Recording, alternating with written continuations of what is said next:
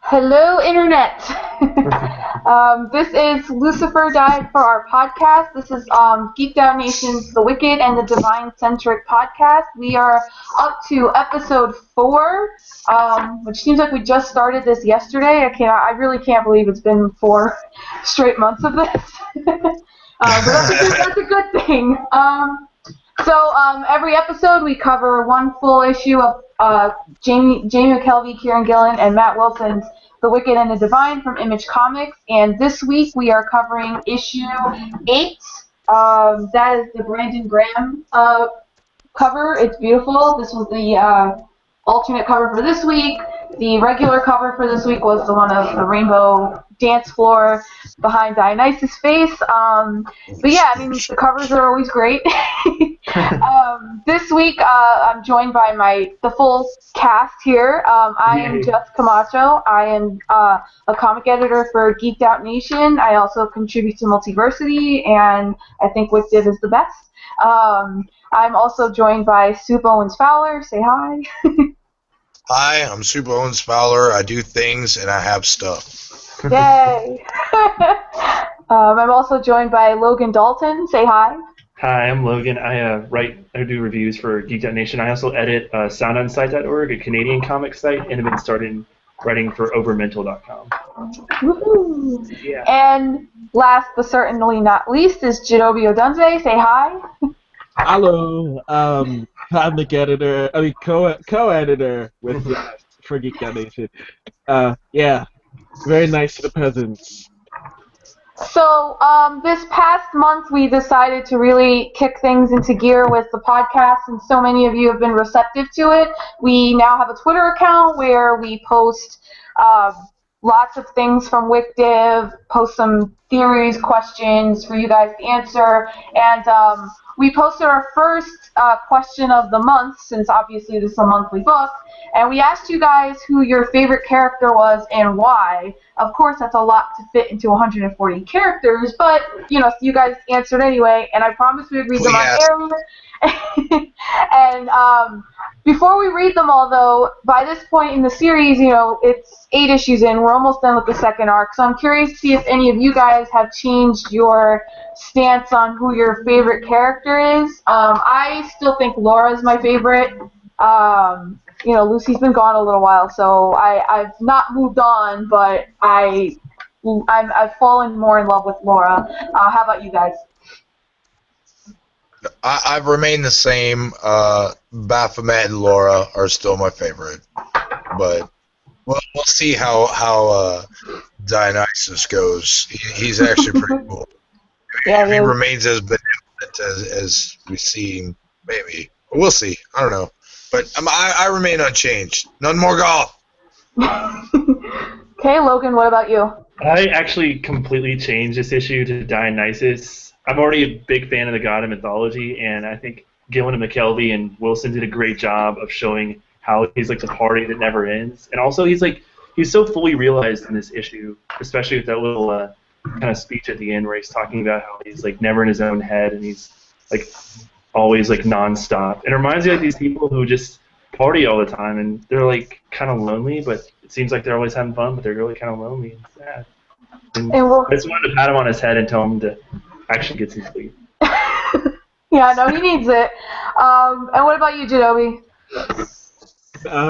Wow. Darn it, why can't I get this right? Wow. Yeah, I like him. He's blunt, he's to the point, he doesn't care. He goes Kanye. Yes. Okay, so just a few of the answers we got here. Thank you again for everyone who answered. Let's see. This is at Shake the Womb.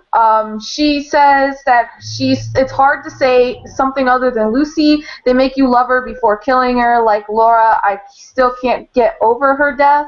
Really brutal in the book. I feel like I should have knew her better. That's the point. At Sahara. No, Soup is like hardcore on Lucy. Like, it's so serious. Like. It still hurts me.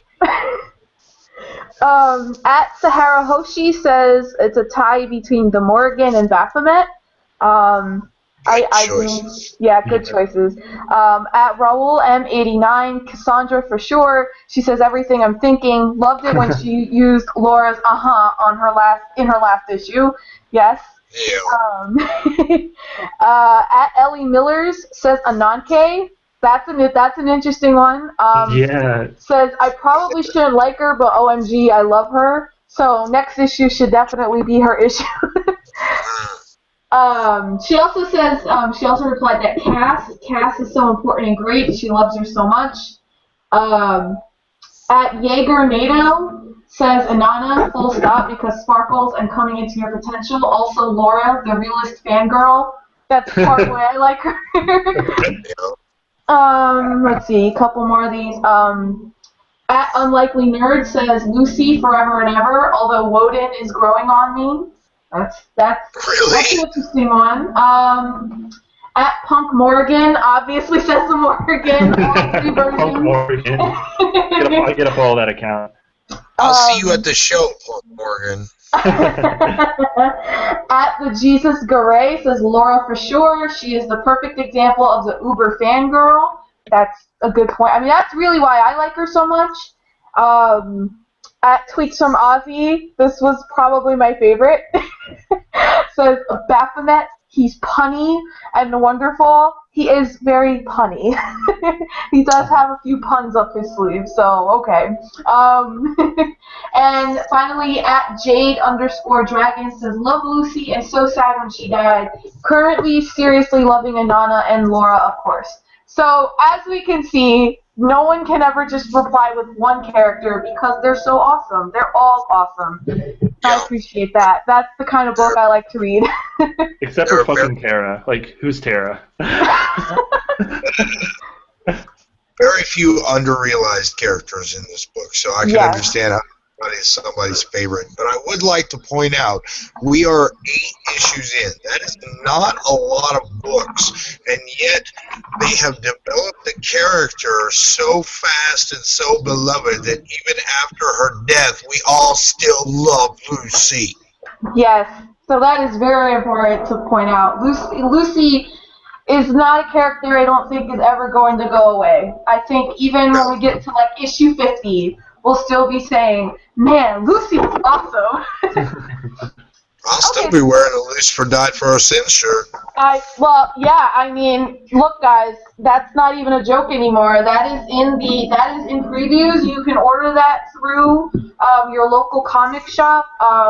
When they're out, I'm sure there's going to be tons of online retailers. But you know, if you kind of want to pre-order it, that you get it when it comes out. And you don't have to go crazy looking for it. So. Let's jump right into this. I mean, Wick Div 8 had a lot. It was a fast read, but there was a lot to take in visually. Huge kudos to Jamie McKelvey and Matthew Wilson, like, especially Matthew Wilson. I don't think I've ever seen a book colored like this, ever. I mean, seriously. So, usually we take it by chunks, but the whole book is really one big chunk. Last issue, we were briefly introduced to Dionysus through a flyer for the world's greatest rave, the rave to end all raves. And in this issue, we get it. We spend pretty much, I would say, about 99% of the issue at this rave. And it's not a filler rave. It's like the party means something. You kind of sometimes see comics do like these big extended one location scenes, and it's almost like it doesn't do enough. But I think this rave is so important to the ongoing story. It not only, I think it does more for the characters than the bigger mystery of Lucy, which I think was an interesting way to approach this. I want to start off by pointing out that Dionysus is wearing a YOLO shirt, and YOLO Infinity, like, come on, I kind of want that shirt. So I'm going to turn it over to you guys to get this going. What did you think? What stuck out to you in the very first couple of pages of this party? Yeah, so, you guys want to just jump right into it. Well, what stuck out immediately when you started reading this? Logan, you're first. I All right. choose you. Okay. Well, when I was looking at the colors, I'm like, all right, so they're actually doing this in a comic, and I think this is the first time I've seen a comic use the electromagnetic spectrum to such a great effect. Like each scene has a different tone, has a different feel. Like even between the panels, like where the gutter should be, it changes colors. I actually read this great article on Vox.com about how like the gutters in Wicked change depending on if it's a flashback or a current scene or a death scene, and they just did that like up to 11 in this issue. And it wasn't just the colors too. This whole party setting was a great way to check in with pretty much every member of the Pantheon. At least has like a little kind of character-defining moment. Some more than others, like Dionysus and Baal, obviously. And in Baphomet has the big like splash page. So yeah, it was a good kind of not really showing off the talent of the artist, which is good for like a middle of the arc story, because a lot of people like when they're writing about like middle of the arc stories is like, well, this was basically filler or this is all set up, but there's actually some real meat in this issue, and especially just with the art and the colors. Everything is important. Even something that you will not even understand why it's important now will become important here. And one thing, I don't want to incriminate myself or my past, but I was very impressed with certain, like you were talking about at the beginning, how it led into, and that Laura speaking with Dionysus, and she just kind of like touches him and transports her to the party. That reminds me exactly how LSD kind of works. You're done. I hope you are not busy for a while, because whether you like it or not, it's happening. And that translated perfectly. It makes you want to have some private conversations with those two, But this whole issue is basically a comic book acid trip. They did it perfectly. Like I said, I want to know, did you guys do to come up with this issue? Because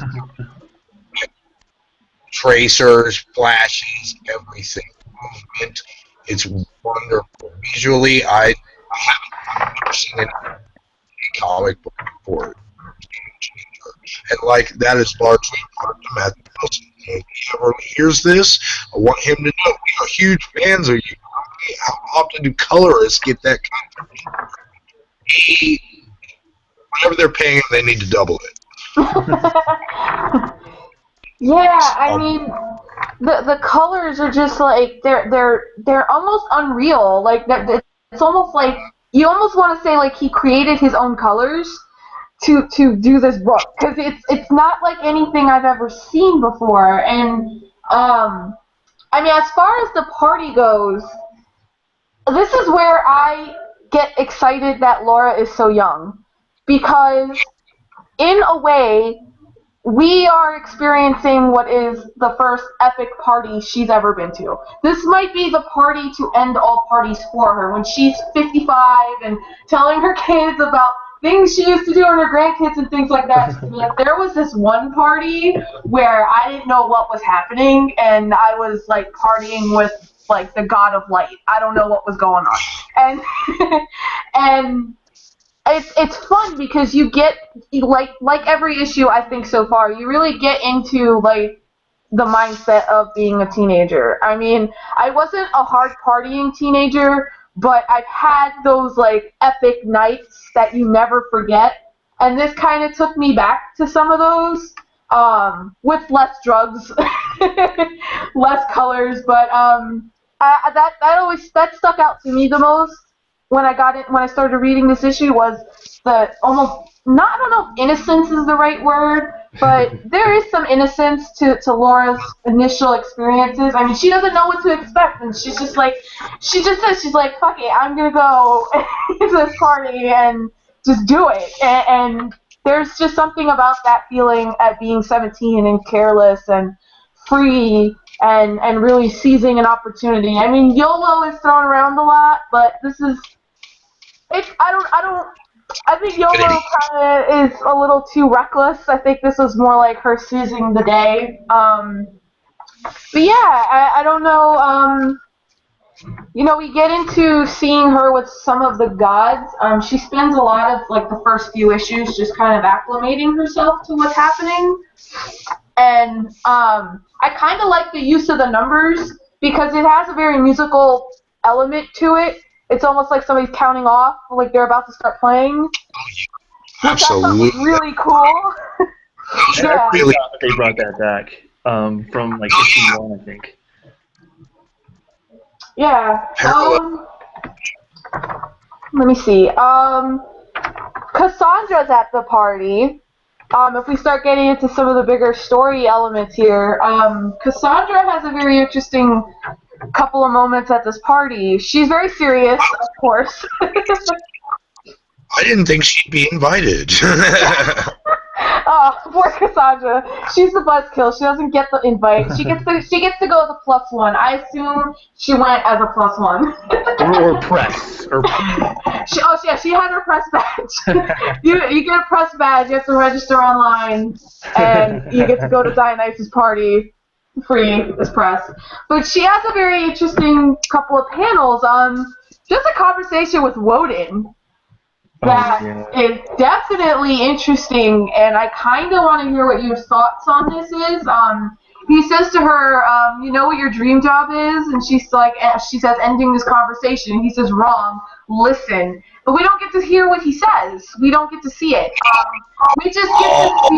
We just get to see her like really excited, raising her arm up in the air, and then like her entire demeanor changes. It's like the most emotion she's shown the entire series. That was like the biggest moment of the issue, in my opinion. Like it is because of what we saw from Woden last time. My money is on him offering her to be a Valkyrie.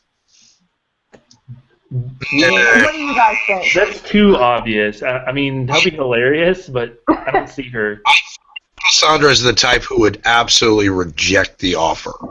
Even if she knew it was true, which I don't think she believes it is true, or is there some kind of bullshit string attached or smoke and mirrors? Even if she did believe it's true, I see her as the kind of character like, you know what? No, I don't really want to be your groupie. So I don't think it's that. I think it's something completely different. And I'm looking at it right now. It's hard to interpret what that fist pump is. I mean, fist pump in joy, or in anger, or in rage, or party, or just potty. Maybe it could be, but the between them two deliberately shown, which means in good storytelling, we're going to find out. We will find out what he said to her. Yeah. And that's going to make a huge difference. I agree with you. That is one of the biggest moments in the book of big moments. Yeah. What did you think, Logan? What do you think happened in that conversation? I think it's that since last issue, Woden was so anti-Pantheon and just like saying, "Oh, if this whole Prometheus thing is real, I'd take out all the gods." That maybe he's going to give her like a big, tons of dirt on the gods, so she can write this huge like expose. Whether it be like a big article or a big like maybe even a book or something. So yeah, she's like, yeah, I got the scoop. She's like the little reporter who's like dancing around in her like nerdy outfit and drinking coffee while everyone's like. I can see that. Mm-hmm.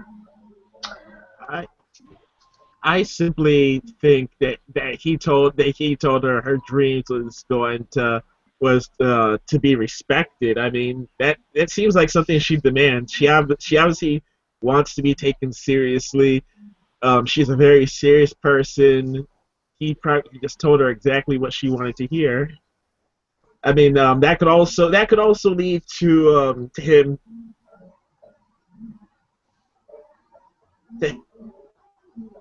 giving her some.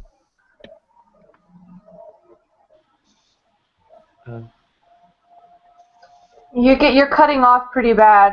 You want to repeat the end part of what you said? Oh, I said, I mean, who knows? He just may give her some dirt on the gods. I mean, she wants to be respected. She's a serious person. She wants to be taken seriously. So something big might come out of that. Yeah, I'm going to throw that out there too. I think Shinobi might be onto something. Do you think he might be offering her a way for her reporting and her work to be considered more serious, more believable, more important? And if so, does Woden even have that power? I mean, we got a glimpse of his personality, but I don't know if we got enough of how big his scope of power is. I think he does have a lot of power. He's like the kind of the Dr. Luke of the Pantheon. He's this kind of producer that can make or break anyone's career. So he definitely has swing in the press, and that means he can do whatever he wants. So, he could, call some of his contacts to, whatever, The Guardian or The Mirror, whatever British newspaper, and get her a nice, front page thing with, like, what the god's been up to recently. Okay. I definitely think he's self-serving enough that whatever he offers her, even if it is exactly what she wants, is completely and totally self-serving. And in the greater scheme of things, in regard to the whole murder mystery that everything is based on here, whether or not he is a suspect, I personally don't believe that he did it or anything like that. That would be way too obvious, but I think he definitely has something to do with it. And in order to A, lead her away from him because she would be the biggest threat, or B, just manipulate her in the future, that would be the reason why he gave her, say, an offer to go to that Guardian or whatever equivalent, or up her career in that way. Give her the scoop of the century, just for his own means. So I don't trust him. I don't trust him at all. Whatever he's doing, I was like, forget about it. I don't care what it is. You get great puppies, I'm like, I bet they're covered in mange.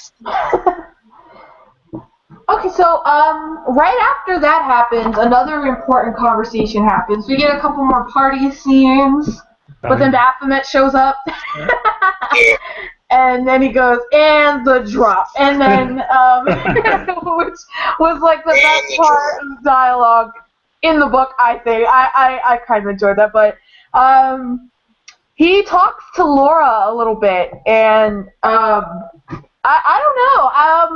I thought this was a pretty interesting conversation because it's to me was like the most important part in the whole who did this whole thing, who put all this into motion and killed Lucy. But I also wanted to say awe because him and the Morgan are totally in love. But if you say, "Oh, he'll kill you." Yeah, I know, but I think I would have taken that chance. Oh. Also, his vampire fangs. I never noticed that before. They've shown them, like, I think they've shown them a couple times zoomed in like that. Yeah, they have. And I don't know, I think that's a cool little touch. But, Soup, since you're, like, the big Baphomet fan, here, What did you take away from that conversation? What do you think it means? And I mean, are your suspicions on Baphomet at all? I am not suspicious of Baphomet at all, and the reason why is because he would want me to be. And no, I'm not falling for that, buddy. No. I actually think that of everybody since Lucy died, he and the Morgan are the two of the Pantheon who are the most on Laura's side right now. Even over Inanna, which that's developing, so we'll see how that goes. But right now, I think that he and the Morgan are both genuinely on Laura's side figuring this out. So I don't think that he's a part of the murder, and I do think that he is specifically fucking with her. Because he's a dick. He admits it. Yeah. Largely, and the whole "I wonder why she'd lie" line, that is just a mess with her. I saw that and I was like, oh, you're such a dick. You're just messing with her. You know that's not true. You know that her alibi is probably the truth, but you have to throw that in to, one, make her wonder, and two, because she is us, make us wonder. And you know what, buddy? I am not falling for that. You're all right. You're like many goths I've known. You are hard and dickish on the outside, but inside you are actually a decent human being. Or God. As it may be. Yeah. What about you, Logan? Do you same sort of question? Yeah, What did you take away? This is a really interesting page because we went from acid trip to the kind of like I don't know, it's issue 3 or 4, the underground kind of frosted over colors, and yeah, Baphomet's a huge troll, and everyone wants to get like deep inside him. Like last issue, everyone I was a fan of him actually kind of being vulnerable, but nope, he's back to his old games. But it was kind of interesting that like after when the party started up again, we get like a POV shot of a Bab and Gentle Annie just saying be careful. Oh my God, that was beautiful. It was so foreboding and scary that he might. I mean, you got to be careful, Rhonda Morgan. That was one of my favorite panels or series of panels of the whole issue. Is just that because you're in Laura's headspace. Like, oh really? I'm gonna go, and then you see Gentle Annie, and then flash. Be careful. That sent chills up my spine. It did. It really reflects on who she is. I mean, she's 3 different characters in one, and all of them are in their own way unpredictable. So, we move on, and we have Ball coming into this. Oh, yeah. And I took away that him and Inanna have had a sexual relationship, and okay, they did, right? Okay, I was just because that got me thinking about the book in general, and maybe this is too deep, but I kind of want to talk about it anyway. The way sexuality is handled in this book is pretty freaking awesome. Yeah. It's very free. There's no label. I know that they're gods and whatever, but I think like the way that it's handled is just so how I sort of look at it in my own life. It's not so much as it's labeling people, but they're all just so free. They're who they are. I mean, Laura has her own. She has her own little experience, and her and Sekhmet a little bit. Yeah, they had an experience, and apparently Ball and Inanna have had relations. Touching on that, did anybody else catch that Lucy specifically name-checked the ethical slut? Yes. Yeah. That I saw that. I was like, "Ah, you." Yeah. I know what you got on your bookshelf. Yeah, I mean, it's just such an honest way to deal with it. I mean, these are all very famous people, and they're powerful, and they're rich. You have to assume, and they're just very free with each other, and it makes it a little complicated because, as Inanna says, like he minded when Inanna hooked up with Lucy. Soup, you want to add something?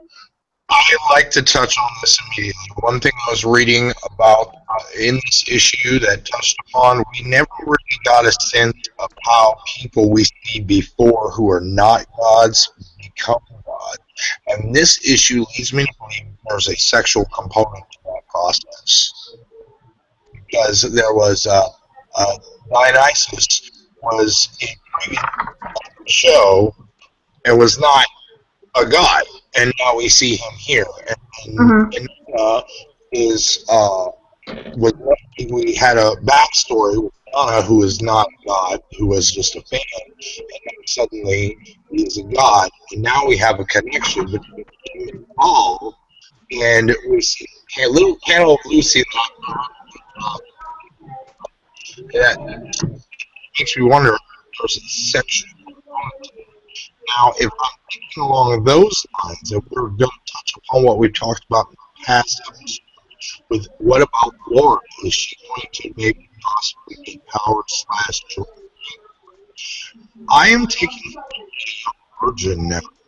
What would happen if I'm right and she has her encounter with a deity and that is You're cutting off just a little bit. Yeah, you're saying really interesting things, but Yeah. Yeah, you're cutting off a little bit. I'm catching just the gist of it. You said what would happen if Laura had a sexual relationship with one of the deities? Is that what you were getting at? It's the catalyst of her becoming part of them. Becoming. I mean, I don't think that's that.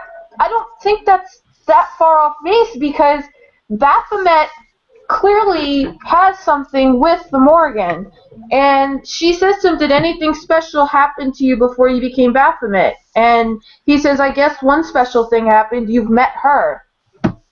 So Oh boy. Oh yeah. boy. So Yes. I'm wondering if I'm wondering if that is what happens. I mean, this is purely our own speculation here. I mean, Soup, you presented something very interesting, and I mean, we're skipping a little bit ahead, but it's worth talking about because Laura goes home with someby.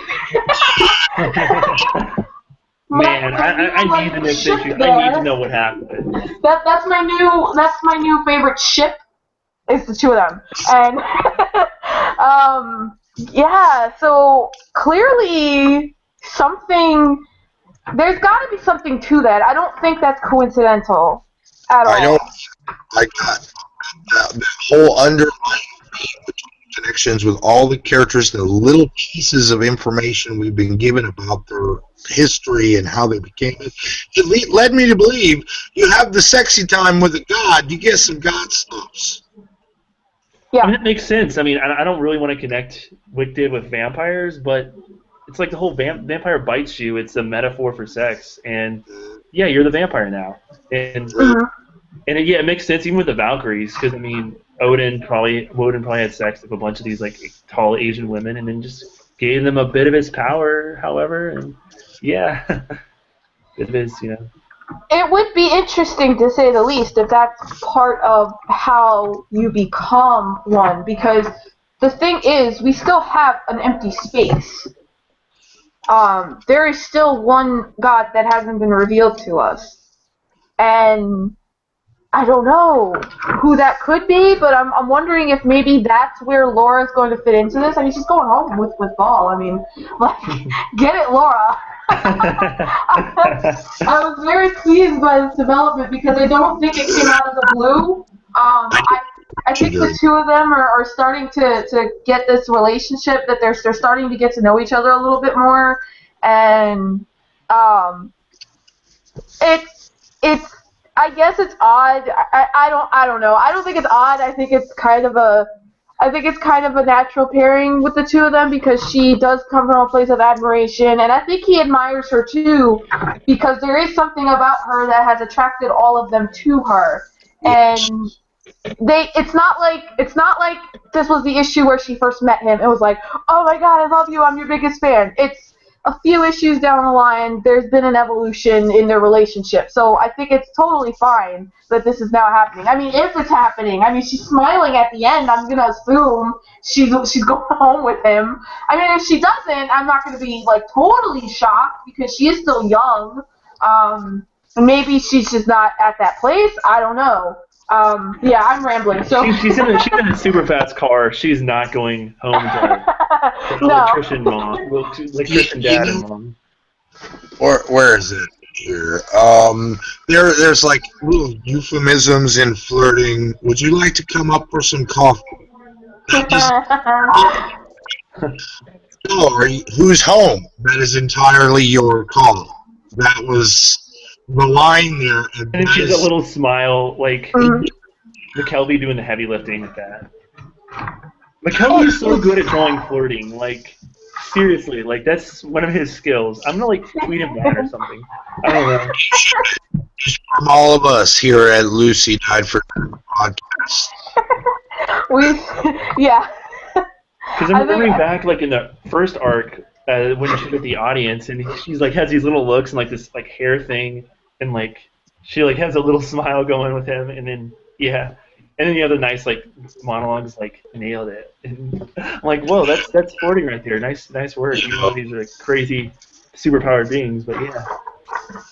I want to also point out that one of the things we've talked about a couple times is the humanity that exists within these gods, and I think they did that again with Dionysus very well. Logan, you were talking about this, how he's like the party guy that is around everybody, but he's still so lonely. I'm always amazed by how they do this because they all have a bit of humanity in different ways. Obviously, Baphomet's thing is he loves the Morrigan, and that's very human. I think they all have something, and Dionysus is clearly I think he's very lonely. Not in the same sense that Woden is. I think because what we talked about last time was that something has happened to Woden that has caused a lot of issues for him, that has made him into the person he is. But Dionysus is that party guy that goes home to an empty apartment. Doesn't even have a cat. He's just alone with his EDM. Or he doesn't even have an apartment. He's just always partying. Yeah, that's even sadder. Because I mean, that shot of his eyes with the lines and stuff and the bloodshot was like terrifying a little bit. Like, yeah, this guy is immortal. I mean, he has like endless energy, but yeah. Yeah. His immortality isn't a gift. He's helping out lots of people. Like, he is like bringing the part. He's making people feel happy, but he isn't getting that happiness for himself. No. Because he has to possess other people to get it. He's very much in his role, though. That's the thing that stuck out to me the most about him. He's very much in his role. A lot of the gods seem to be doing their own thing in the world of music, but he's very much the god of partying. Like, that is what he does. That is literally all he does. And he's very much involved. He's very much in that. And I think that to me was the most interesting thing about him, because I don't think any of the other gods have been shown as that involved in what they actually represent.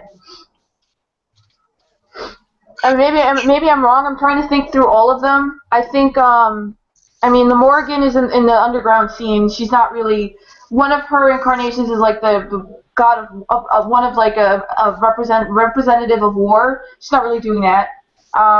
But Dionysus is in there. Lucy played the role of, like, she did. Like tempter, and also more of like a charismatic figure, like in Paradise Lost. Like, everyone's like, oh, it's so cool, but also, oh yeah, you got screwed over. She's still the devil. Yeah.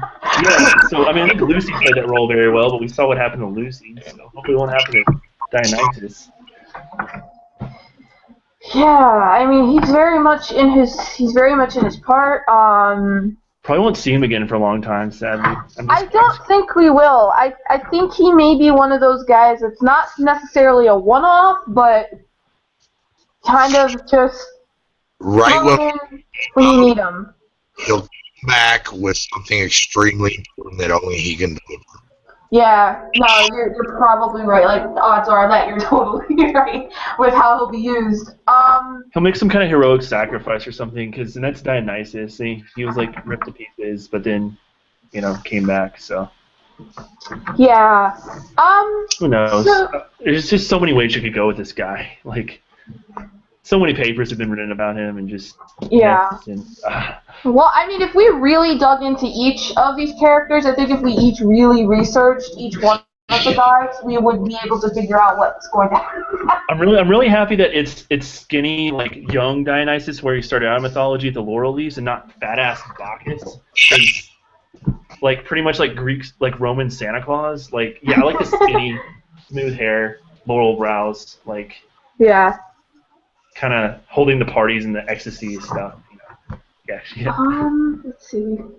So we talked a little bit about the ending, but I think we really covered what actually happened. We talked about Laura possibly going home with her favorite god, not in the fandom sense. I mean, she's closer to Lucy than any of the others, but things are starting to escalate and move on, and that's but she has a thing for Bale from like. She did, yeah. First time she brought him up, like. He's like, wow, she's impressed by this guy. Yeah, no, she is. So,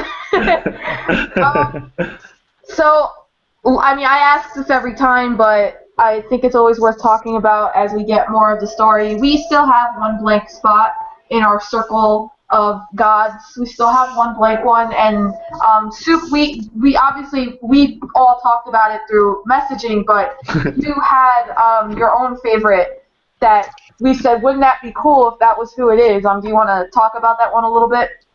Eris, the goddess of discord. So spot on with the flavors of the deities they've been bringing us. With a new interpretation for 2014, which this comic takes place in, just to see the newest god be Eris, the goddess of discord, she who started the war.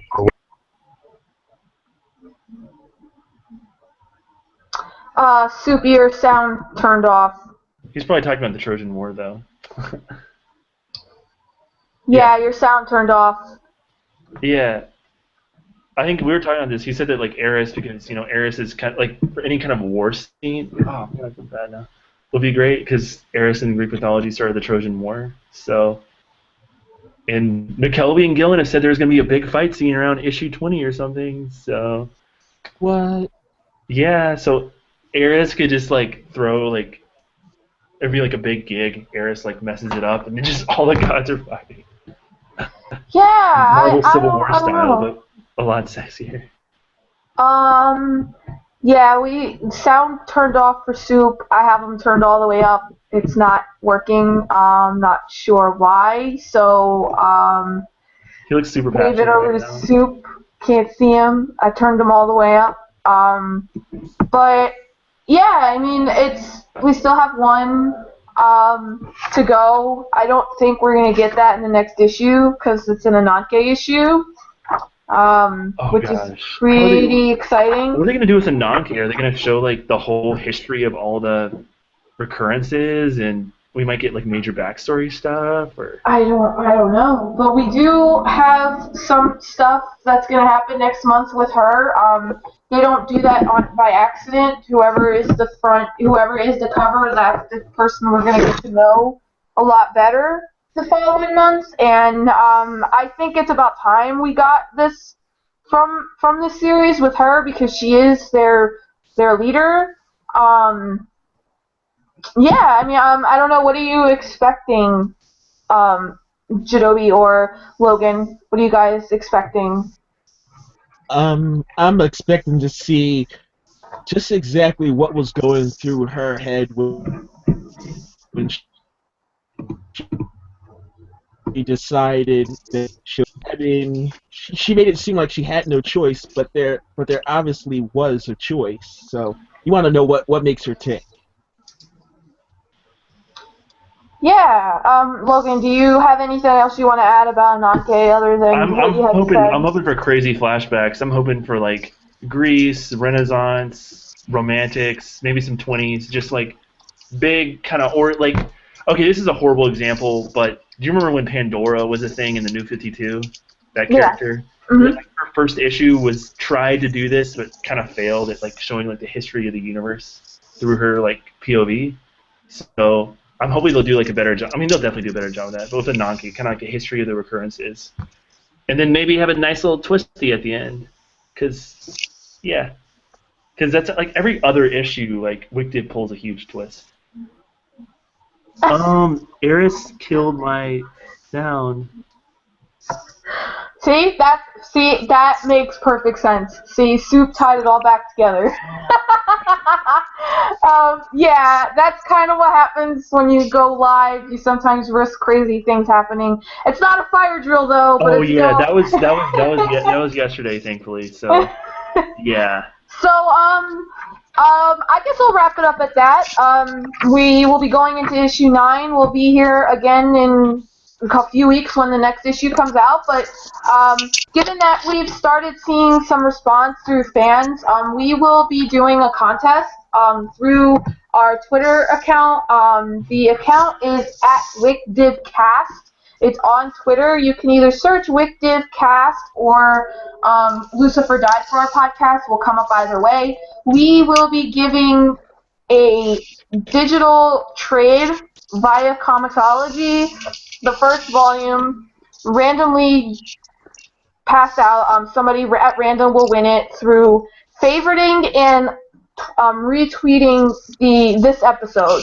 So when this is over, I'm going to post the link with the episode, and you'll have to retweet it and favorite it, not one or the other, and we'll randomly pick somebody to win the first full trade on the next episode. So by the next episode, we will announce who won it, and obviously you'll have a certain amount of time to claim it, or else we're gonna give it to the next person.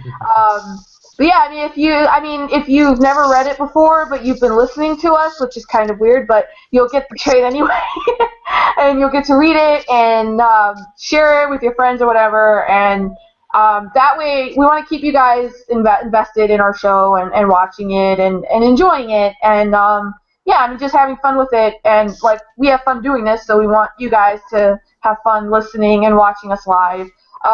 Free stuff. And free stuff. I mean, you can't go wrong with that. And if we get enough of a response, then I guess we'll do it again. But yeah, I mean, if this way you guys share the show, you share the love for this book, and I mean, we love this book. That's why we do this all the time.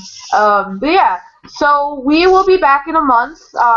Just to wrap things up, Soup Owens Fowler lost his sound, but he's in the corner down there. He is a contributor for Geek.Nation and WickDiv. and WickDiv enthusiast, and he says bye, lovelies. So, he's there, and he's our Baphomet expert because he's none more goth. I am Jess Camacho. I am the comic editor for Geek.Nation. I also contribute to Multiversity Comics, and I'm also signing off is Logan Dalton. Tell everybody where they can find you. You can find me at Twitter at SexyGingerNerd. You can find my writing at geekoutnation.com, soundonsite.org, and overmental.com.